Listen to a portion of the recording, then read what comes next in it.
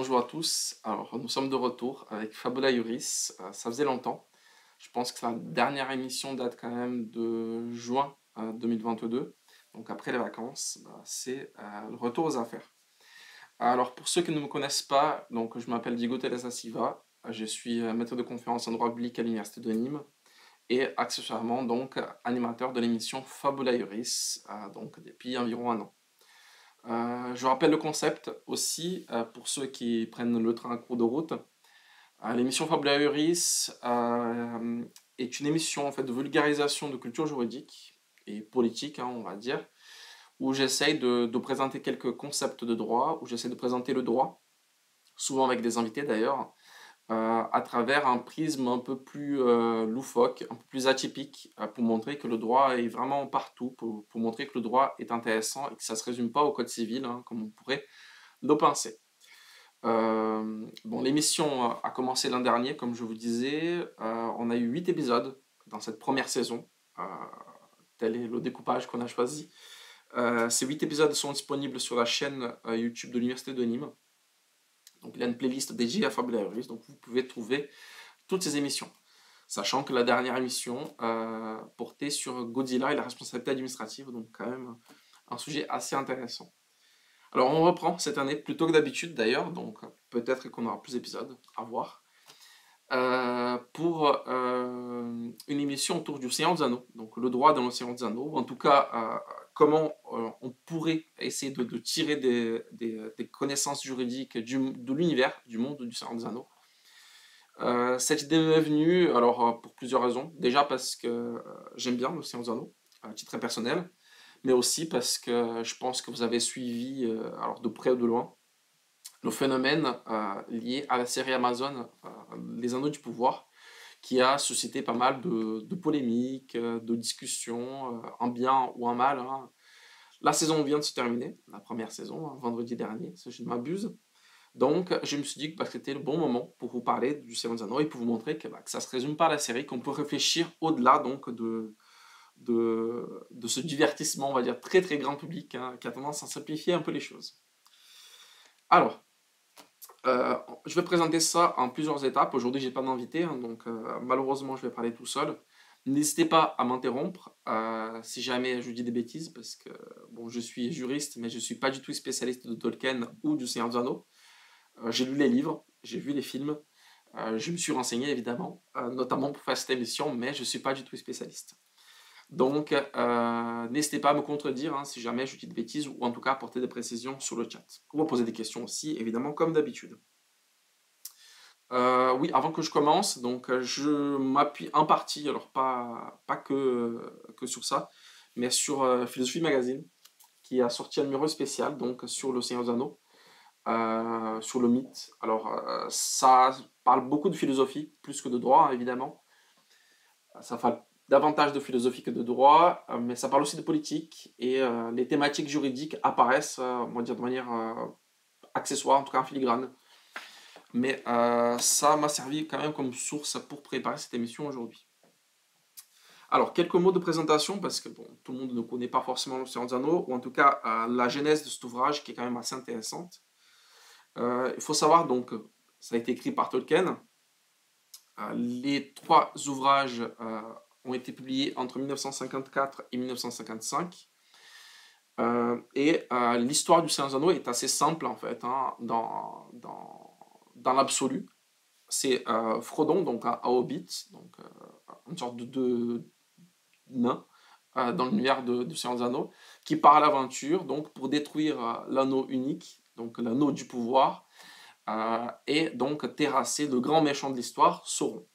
Je ne donne pas plus de détails, normalement vous connaissez, mais l'histoire est assez classique. Par contre, ce qui est moins classique, c'est que Tolkien a développé un univers extrêmement riche, avec sa propre géographie, ses propres mythes, sa propre conception de l'univers, sa propre philosophie, avec des races, des peuples, etc. Donc, ici, la particularité de Seigneur des Anneaux, c'est ça qui va nous intéresser. C'est pas forcément le cœur de l'histoire, parce qu'à la limite, c'est une histoire assez classique d'un héros qui vient terrasser le mal. Ce qui va nous intéresser, donc, ce sont les autres ressorts de l'histoire. Ce qui est peut-être moins évident lorsqu'on lit ou lorsqu'on regarde les films. Alors rapidement, l'Océan des Anneaux, c'est un projet de grande ampleur, hein. Il faut savoir que Tolkien, c'était quelqu'un d'un peu obsessionnel, et il avait l'ambition de faire une œuvre totale. Donc c'est pour ça qu'il a tout créé de A à Z. Il a d'abord créé donc le Hobbit, qui est un petit livre, hein, qui est un petit ouvrage fait pour les enfants d'ailleurs, hein. C'est un conte d'enfants qu'il a fait pour ses enfants. Ensuite, il s'est lancé dans la rédaction du Seigneur des Anneaux, donc dès 1937. Et à côté de ça, dès 1917, il travaillait sur le Silmarillion, en fait, qui est une compilation de mythes où il va décrire plus en détail l'univers dans lequel va se passer l'Océan des Anneaux et le Hobbit. Pourquoi je parle de ces trois œuvres? Parce qu'en fait, elles sont liées et elles se complètent. Il faut savoir que si on lit que l'Océan des Anneaux, bah, on n'a qu'une partie de l'histoire, hein, donc il faut vraiment, entre guillemets, lire les trois ouvrages, qui sont quand même assez conséquents, pour tout comprendre de l'univers de Tolkien. Alors, ce qui est drôle de remarquer, pour vous dire que l'histoire est cyclique en fait, c'est que Tolkien voulait publier les trois ouvrages, donc la communauté de l'anneau, les deux tours et le retour du roi, donc dans un seul ouvrage. C'était censé sortir un grand pavé comme ça. Et finalement, à cause d'une pénurie de papier, suite à la Seconde Guerre mondiale, bah, il a dû découper ça en trois livres. Donc pénurie de papier qu'on vit encore aujourd'hui, hein. Alors, peut-être pas pour les mêmes raisons, mais quand même. Évidemment, ça a été un grand succès. Ça a été un grand succès et il a passé toute sa vie à développer cet univers, hein, à écrire des nouvelles, à écrire des nouveaux mythes, à enrichir le Silmarillion qu'il a commencé en 1917 et qu'il a arrêté en fait au moment de sa mort en 1973.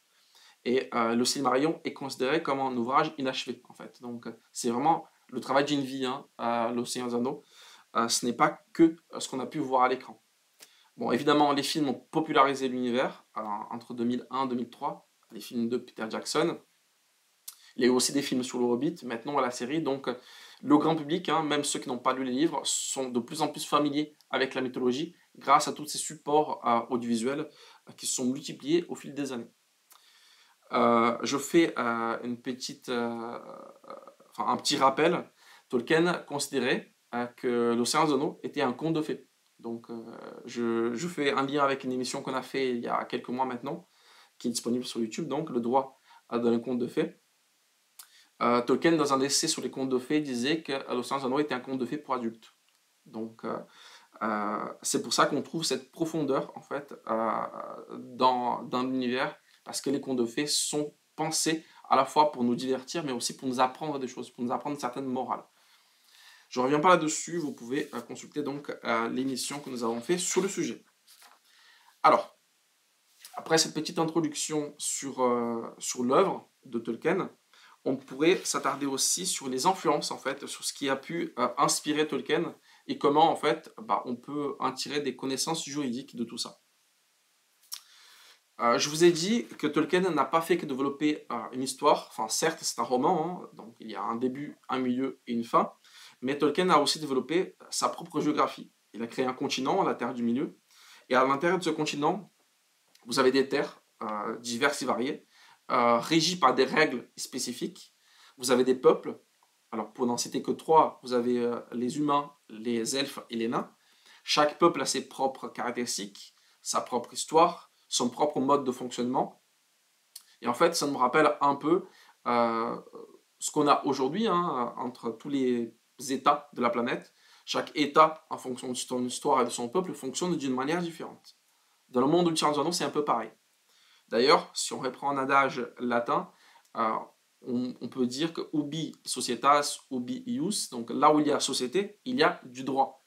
Et ici, forcément, même si Tolkien ne met pas l'accent là-dessus, même s'il ne cite pas forcément de texte de loi, même s'il ne dit pas qu'il y a des règles spécifiques, il y a forcément du droit dans l'univers de Tolkien.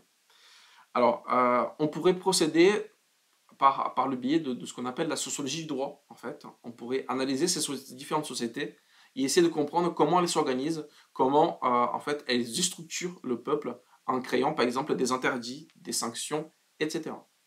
Pour vous donner des exemples, quand même, on peut dire, par exemple, que le mode de fonctionnement de la plupart des sociétés humaines dans l'Océan des Anneaux, en tout cas d'un point de vue politique, c'est sur le mode des sociétés féodales, en fait. Hein. Vous avez souvent un roi. Vous avez ensuite des seigneurs qui vont administrer des grandes terres, et à l'intérieur de ces terres, bah, ils ont leurs vassaux, hein, qui viennent donc prêter allégeance au roi. Donc c'est une société féodale qu'on connaît, hein, c'est le modèle du Moyen-Âge français, en tout cas c'est assez proche.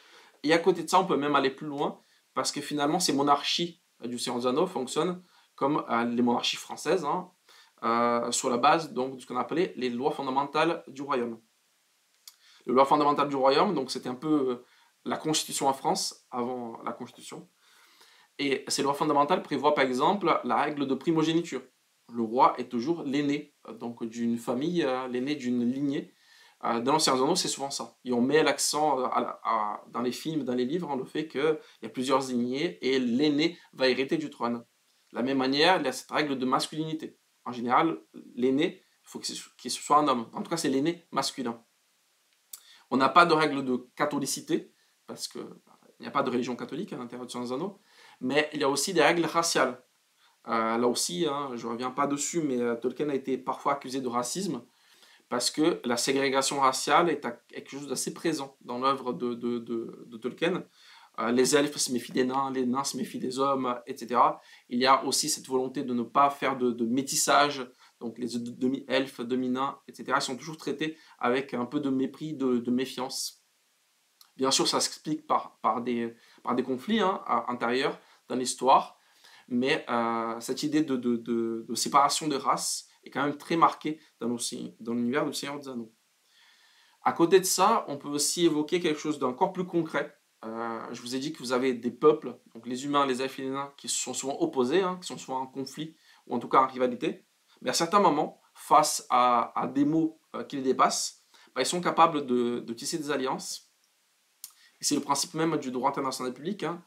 Dans les origines du droit international public, on a deux types de contrats en fait. On a les contrats de commerce et les contrats on va dire belligérants, ou en tout cas les contrats, les traités internationaux pardon, qui visent à faire face à une menace.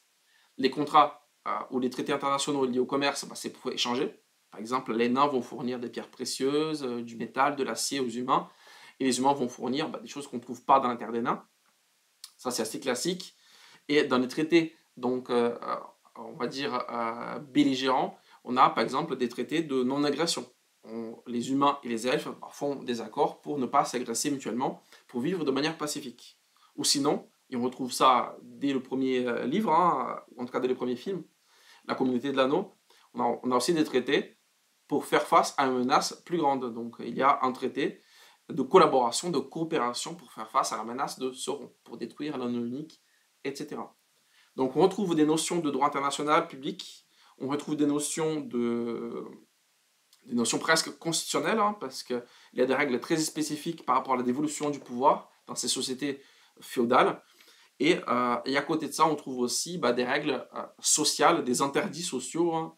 On a aussi parlé dans l'émission d'interdits universels.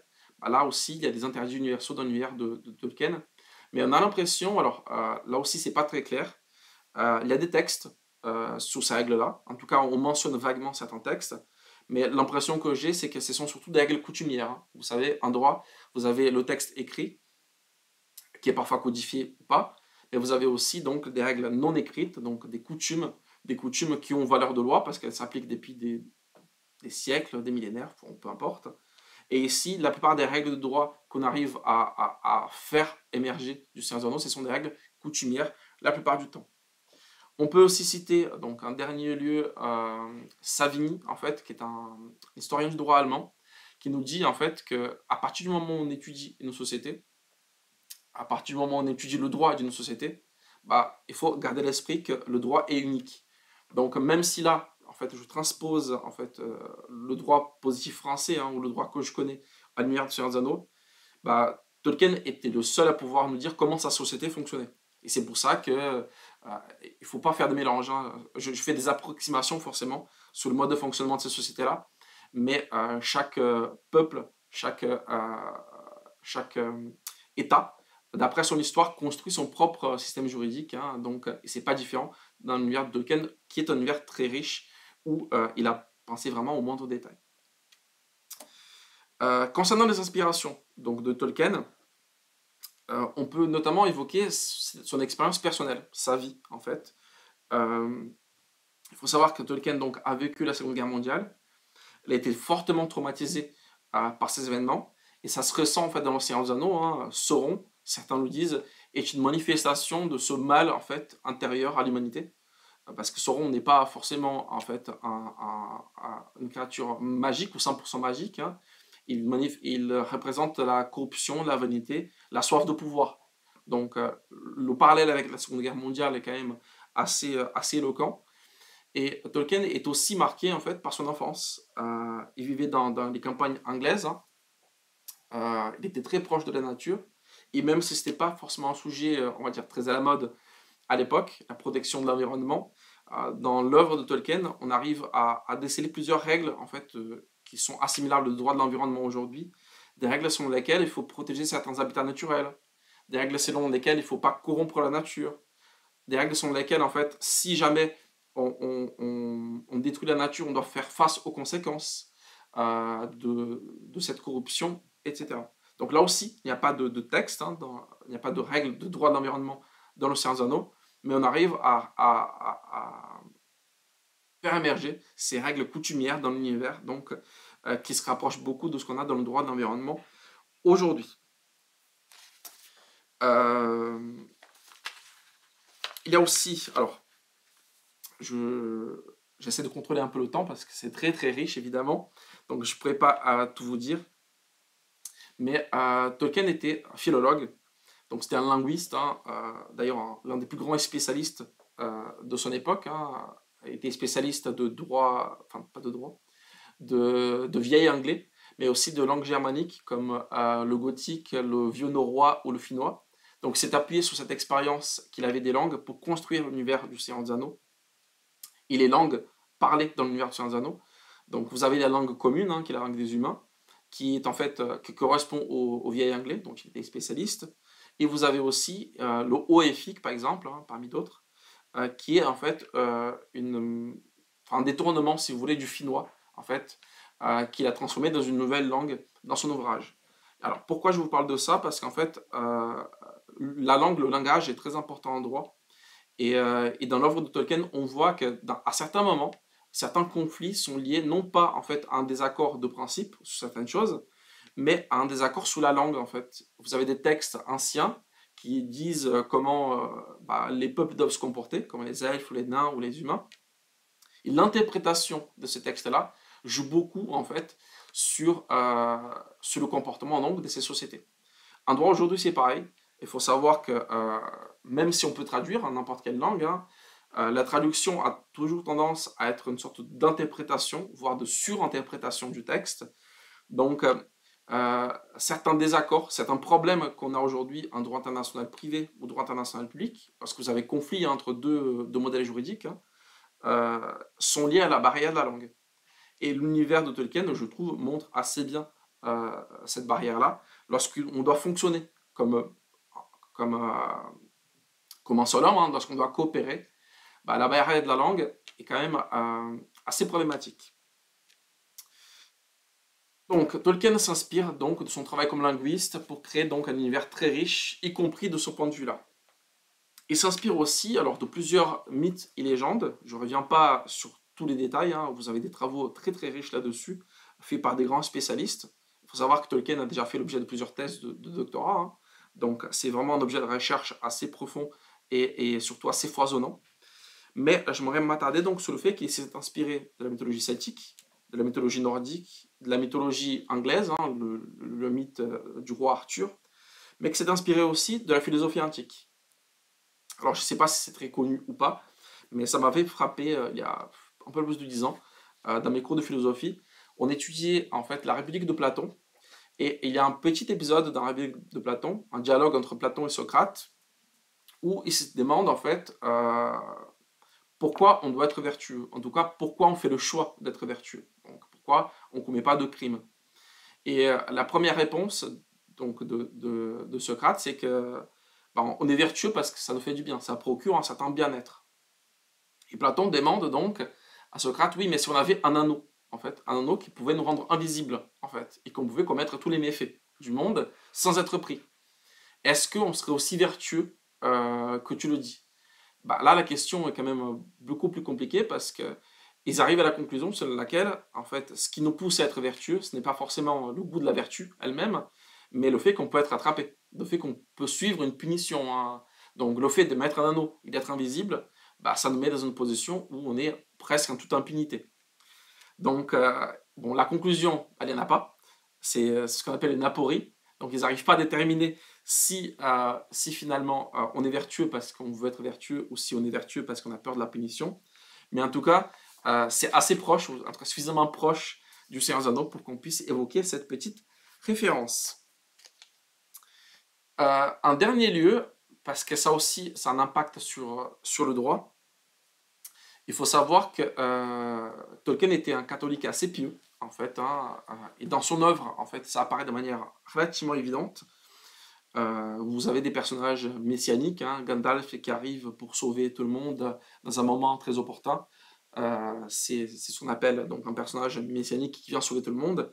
Vous avez aussi cette lutte constante entre le bien et le mal, entre la vanité et l'humilité. Vous avez des concepts comme la rédemption, la compassion, la résurrection, même, hein, Gandalf encore une fois. Donc il est très marqué par cette morale chrétienne dans son œuvre. Et en fait, bah, ça rappelle le droit, hein, là aussi, le droit français, ou le droit positif de manière générale, a toujours été très marqué par la morale chrétienne. Alors à une époque, on était marqué de manière assez profonde. Le droit canonique, hein, en France s'est développé au Moyen-Âge avec une conception, un mélange donc, de droit et de religion. Aujourd'hui, le droit s'est laïcisé, donc on s'est éloigné de la morale chrétienne, en tout cas en termes de référence, mais certaines règles sont restées, hein, contrairement à ce qu'on pourrait penser. Il y a aussi de la morale dans le droit, même si on essaie de s'éloigner parce que la morale est un peu trop subjective, la morale est un peu trop métaphysique pour le droit qui se veut objectif, hein, mais on est toujours marqué par cette influence-là. Et l'idée selon laquelle bah, le méchant doit être puni, donc il ne peut pas y avoir impunité à la fin, hein. Il y a cette satisfaction qu'on trouve à ce que ceux qui ont commis des crimes soient punis à la fin du récit, par exemple. Bon, voilà pour les influences, je pourrais aller beaucoup plus loin, vous vous en doutez, hein, là-dessus, mais il faut poursuivre. Enfin, je suis déjà presque une demi-heure, donc il faut vraiment avancer. Alors, j'aimerais donc vous donner un exemple plus concret peut-être. Là, j'ai évoqué pêle-mêle les influences qu'on peut retrouver dans Le Seigneur des Anneaux, de ce droit coutumier, hein, qui émerge de l'œuvre de Tolkien. Mais on pourrait donner un cas concret. Et pour cela, je m'inspire en fait d'un cycle d'études ou une journée d'études qui a eu lieu à Strasbourg en 2015. C'était un cycle droit et fiction qui perpétue, je crois, tous les ans, tous les 2 ans. En tout cas, avec la pandémie, je sais qu'ils ont dû faire une pause, mais récemment, ils ont fait le procès de Dark Vador. Et en 2015, et ça se prête très bien à notre étude, ils ont fait, alors je cite quand même les noms, hein, des responsables, Niki Aloupi et Anne-Laure Mosbrucker, donc à César ce qui appartient à César, et elles ont organisé en fait un procès pour Sauron, où on se demande, alors la question est quand même assez pointue, si Sauron pouvait être condamné, ou en tout cas jugé par la Cour pénale internationale. Histoire de placer le contexte, donc la Cour pénale internationale est une cour internationale, donc détachée des États, elle est en tout cas au-dessus des États, qui se retrouve à La Haye, aux Pays-Bas, et elle a vocation en fait à juger notamment les crimes de guerre, les crimes d'agression ou les crimes contre l'humanité. Donc c'est pas une juridiction pénale classique, hein. On va pas aller juger un voleur ou un meurtrier, mais on va juger donc des crimes qui portent atteinte à l'humanité tout entière, ou en tout cas à une grande partie de la population. Cette Cour pénale internationale a une compétence quand même qui est limitée, vous vous en doutez, hein. Elle dépend du statut de Rome, et surtout elle dépend de l'adhésion ou pas des États au statut de Rome. Le statut de Rome est un traité international, hein. Il faut avoir signé le traité et l'avoir ratifié donc pour faire partie du traité. Et en fait, là, on pourra être concerné donc par cette procédure-là. Alors, je suis obligé d'aller vite, hein, mais le droit international public est très complexe. Et ce genre de juridiction, en fait, a un défaut majeur, c'est qu'elles dépendent de la bonne volonté des États. Elles existent, donc elles ont le mérite d'exister. Mais si un État ne joue pas le jeu, en fait, bah, le pouvoir de sanction, c'est Cour internationale. est très limitée. Et la Cour pénale internationale n'échappe pas à cette règle-là, hein, sachant que si les États ne jouent pas le jeu, bah, elle ne peut pas faire grand-chose. En tout cas, donc, cette cour, elle a été construite sur la base du statut de Rome, hein, et le statut de Rome donc, décrit son fonctionnement. Donc on va essayer de citer les articles, hein, de voir comment on pourrait juger ou pas Sauron d'après les articles qu'on trouve dans le statut de Rome. Donc là, j'invente rien, évidemment. Donc selon l'article 25 du statut de Rome, en fait, euh, Sauron, qui est une entité alors, mystique, pas forcément physique, hein, il a une forme immatérielle, en tout cas au moment des événements du Seigneur des Anneaux. Selon l'article 25, il pourrait tout à fait être jugé devant la Cour pénale internationale. En tout cas, il n'y a pas d'obstacle, hein, le fait qu'il soit immatériel ou pas. On ne mentionne pas. Je pense qu'on n'a pas prévu cette hypothèse. Et surtout, là c'est plus intéressant, selon l'article 27 du statut de Rome, le fait qu'il soit un dirigeant politique, hein, parce que c'est comme ça qu'il faut le considérer, ne fait pas obstacle à ce qu'il puisse être jugé. Donc, du point de vue strict, le fait qu'il soit un tyran ou un homme politique ne change rien. Ensuite, alors qui peut saisir la Cour pénale internationale?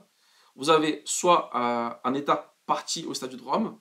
Ici, pour les besoins du procès, on va faire comme si la Terre du Milieu était adhérente au statut de Rome. Mais le Conseil de sécurité peut aussi saisir la Cour pénale internationale, si besoin.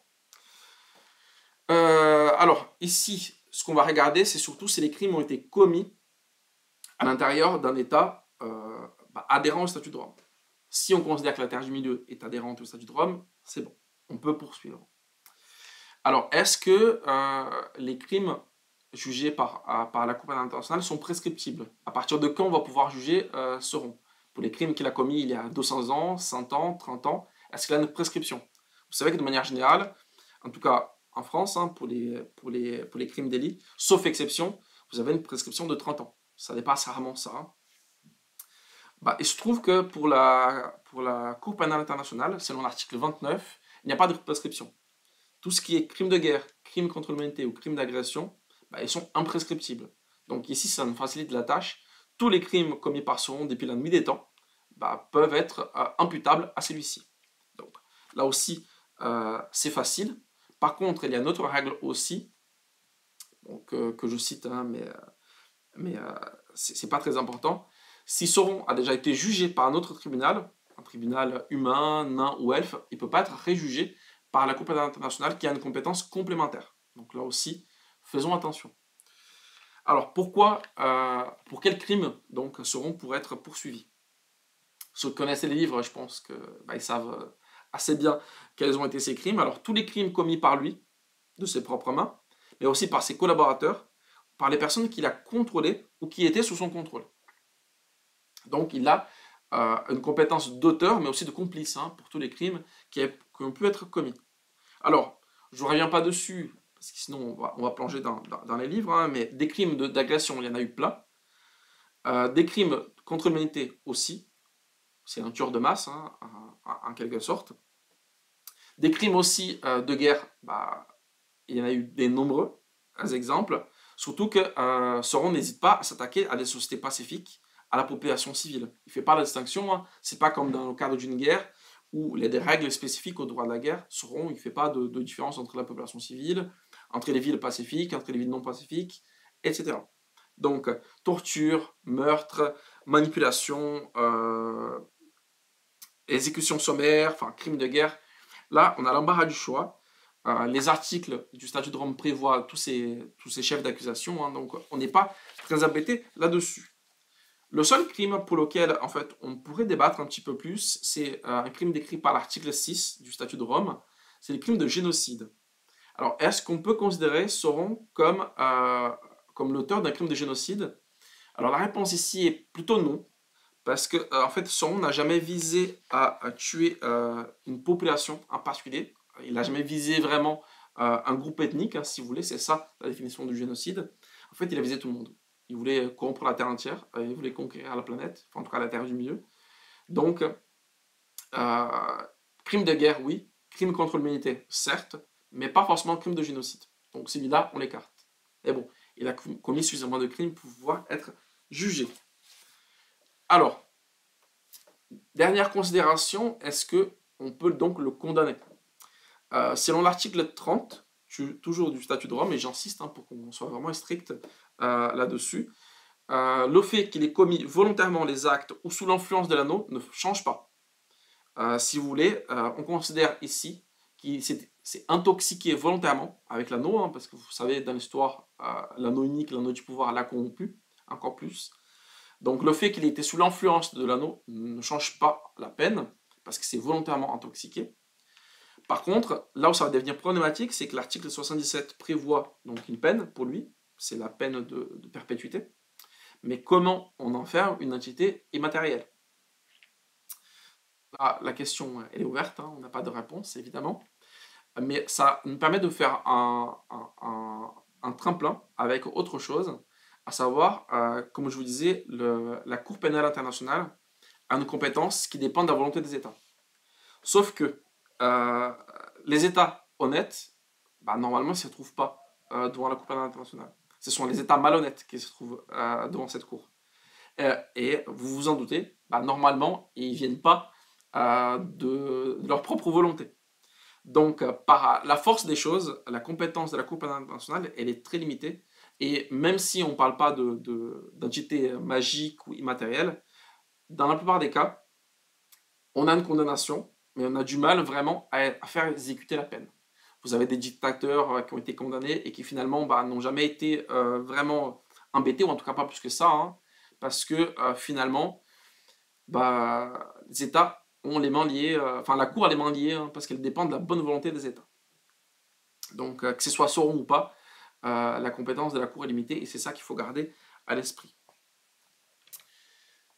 Maintenant qu'on en a fini avec le procès de Sauron, on peut s'attarder un peu plus sur quelque chose d'intéressant par rapport à l'œuvre de Tolkien. Je vous ai dit, c'était pas seulement un écrivain, c'était pas seulement un poète, c'était aussi un intellectuel et un chercheur en fait.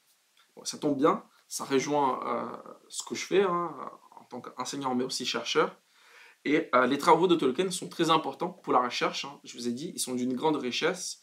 C'était donc un grand spécialiste des langues anciennes, des langues germaniques notamment.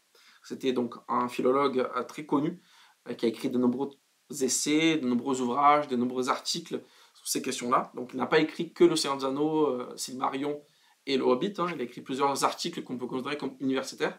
Donc c'était un chercheur à part entière.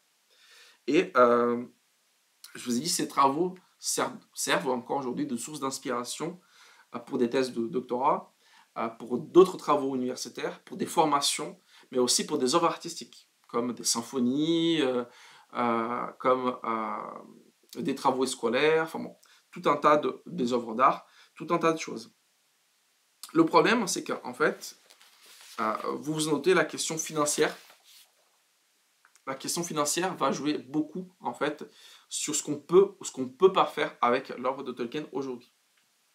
Je vous apprends rien en vous disant qu'il existe des droits d'auteur, et que ces droits d'auteur, en général, appartiennent aux ayants droit, donc à la famille de la personne qui a créé donc, certains concepts, certains ouvrages, etc.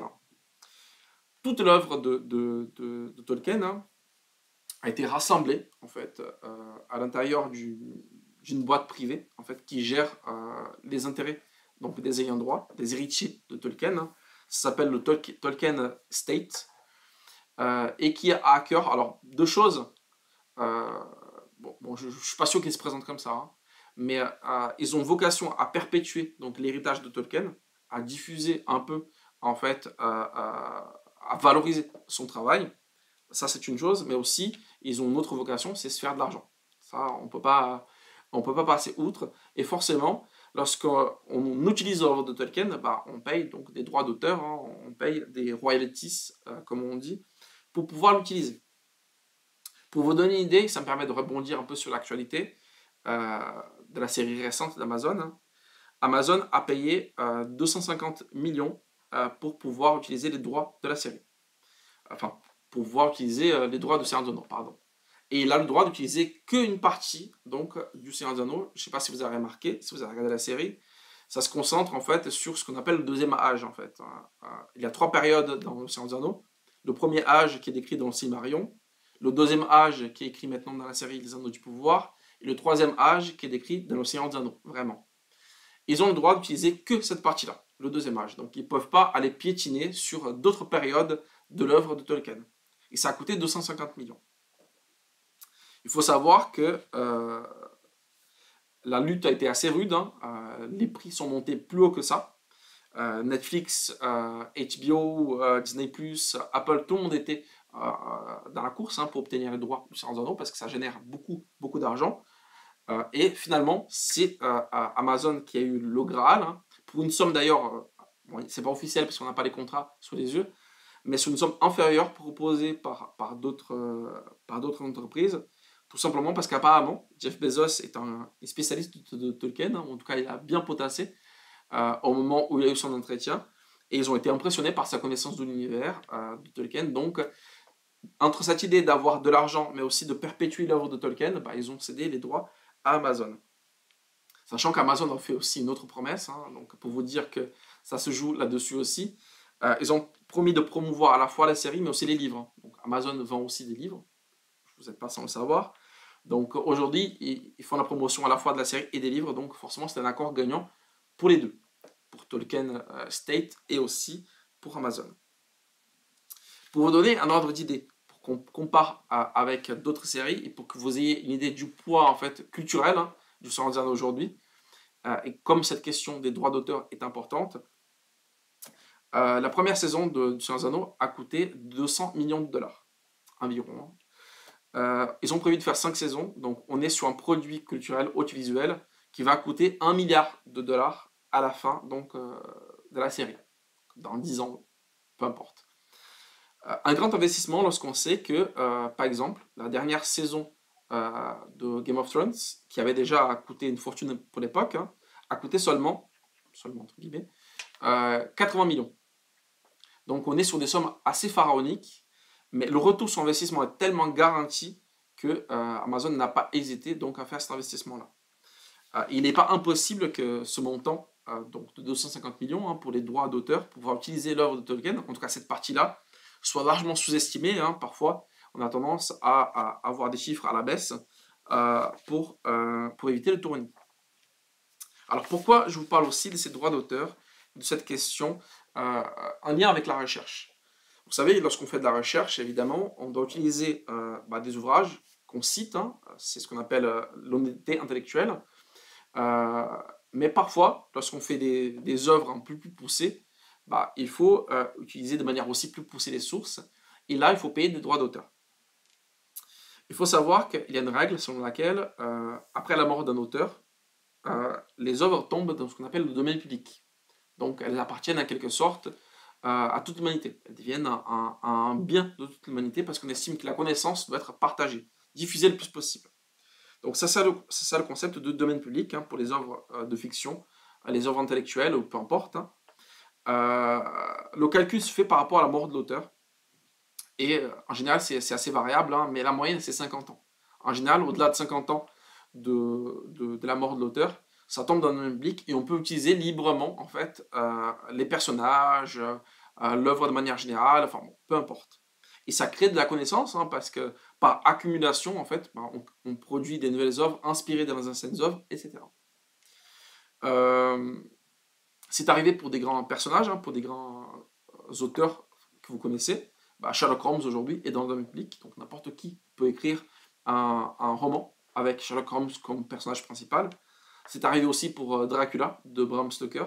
Là aussi, on est libre d'utiliser les personnages. C'est arrivé aussi pour tous les romans de Lovecraft, hein, le mythe de Cthulhu, etc.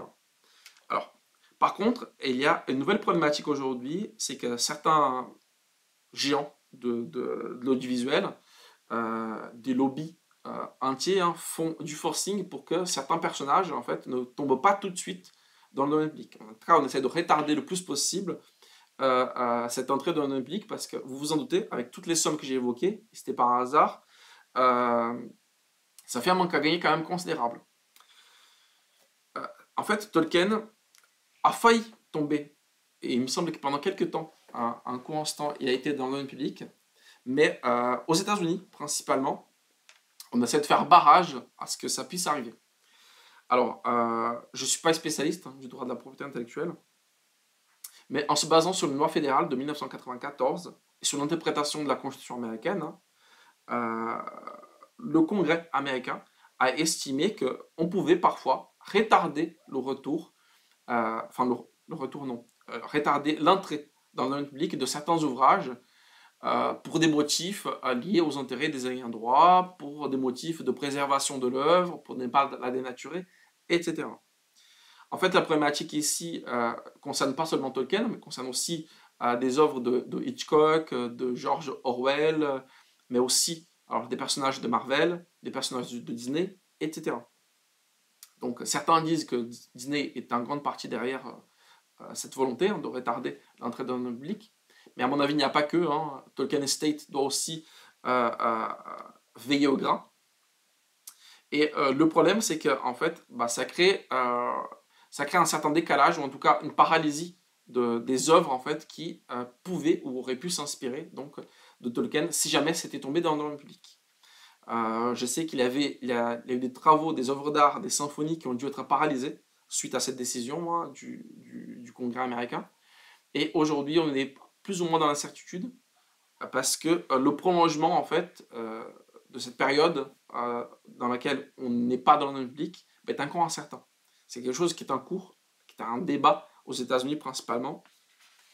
Donc cette question des droits d'auteur va être une question très épineuse dans l'avenir. Sachant que, comme je vous disais, le Tolkien Estate, qui gère les droits d'Océans Anneaux, alors certes l'argent les intéresse, mais là où ils ont peut-être pas tort, c'est qu'ils essaient de ne pas dénaturer l'œuvre de leurs grands-parents ou pères. Je ne sais pas quel est leur lien de parenté avec Tolkien, mais en tout cas ils essaient de préserver ça le plus possible. Et c'est vrai que dans les négociations qui ont été faites à la fois pour les films, mais aussi pour la série, ils sont toujours très attentifs au traitement qui va être fait du matériel original. Bon, voilà pour les considérations que je pouvais apporter. Bien sûr, on aurait pu aller beaucoup plus loin. J'ai fait vraiment une synthèse, vu que j'avais pas d'invité en plus, donc ça m'évite de parler tout seul pendant des heures. En tout cas, c'est une thématique très intéressante. C'est vrai que Tolkien peut être étudié d'un point de vue linguistique, c'est très riche, mais d'un point de vue aussi politique, étudier les rapports politiques entre les différents peuples à l'intérieur du Seigneur des Anneaux est quand même très très intéressant. Du point de vue de droit, même si on a quasiment que du droit coutumier à mon sens, ça peut être intéressant de pousser davantage la réflexion. Et aussi d'un point de vue philosophique, je vous ai montré Philosophie Magazine, je ne me suis pas trop attardé dessus, j'ai répété quelques idées que j'ai pu lire, mais chaque peuple en fait, dans le Seigneur des Anneaux, que ce soit les humains, les nains ou les elfes pour les principaux, a une certaine manière de concevoir la vie en fait, en fonction de leur espérance de vie, en fonction de leur histoire. Et c'est vrai que d'un point de vue philosophique aussi, métaphysique, c'est très intéressant de se plonger dans cet univers-là. Pour vous donner un exemple, les elfes qui vivent très longtemps se comportent un peu comme les stoïciens romains, en fait, avec une vision très pragmatique de la vie, selon laquelle il ne faut pas se laisser troubler par les petites choses du quotidien, et il faut juste avancer. Donc, une œuvre très riche, à plusieurs points de vue, et qui mérite sans doute d'être étudiée plus en profondeur, si jamais vous aimez l'univers, mais aussi si vous voulez donc approfondir vos connaissances, c'est une très bonne idée. Bon, voilà pour l'émission de cette semaine, peut-être un poil plus courte que d'habitude, je ne sais pas. Je vous retrouve alors dans 2 semaines ou 3 semaines, on verra. Et je peux déjà vous annoncer à la thématique, on va parler des Yakuza. Donc, retour vers le Japon, après l'émission sur les mangas, et Godzilla. Donc, 3e émission sur le Japon, je sais que ça va plaire à nos auditeurs réguliers. Donc, je vous dis à la prochaine pour cette émission spéciale Yakuza.